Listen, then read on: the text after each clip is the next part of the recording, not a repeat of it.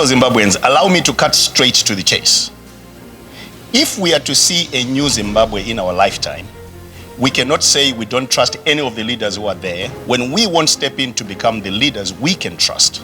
Neither can we build the Zimbabwe we want by shrugging our shoulders and saying, we just have to go with what is there. Singatini, otodini. What our broken country needs is not leadership by default, but principled leaders who can deliver. Our political culture often sacrifices competency for party loyalty when choosing leaders.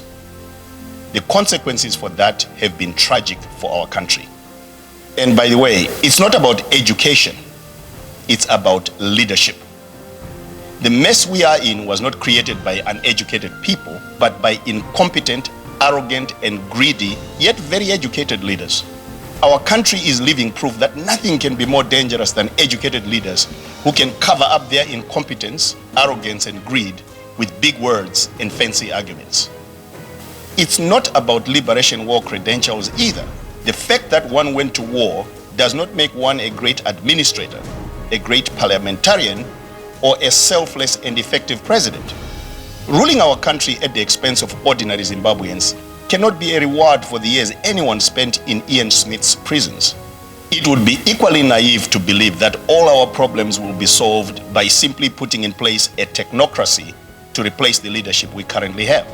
For us to see a new Zimbabwe in our lifetime, anyone aspiring to leadership must be able to relate with the ordinary Zimbabwean, in addition to knowing how the world works and how to connect our country to the promises and benefits of the 21st century.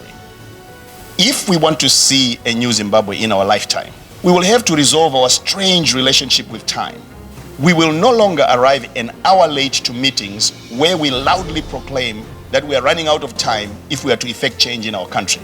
We will no longer be the ranters-in-chief on chat groups, discussing issues at length but failing to come up with timely decisions that will move the cause forward. We will no longer just be people who know what they don't want, who say, there is no formation that I can support, and end there. Instead, we will know what we want, and if it does not exist, we will have the courage to build it. And because there is not much time, as we say, we will build it now. We all know that Zimbabwe is a broken country.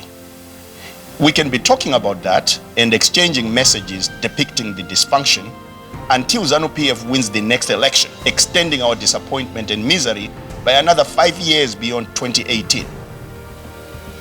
Let me remind each and every one of us that if ZANU-PF wins the next election, it will be a whole 43 years without change to our country.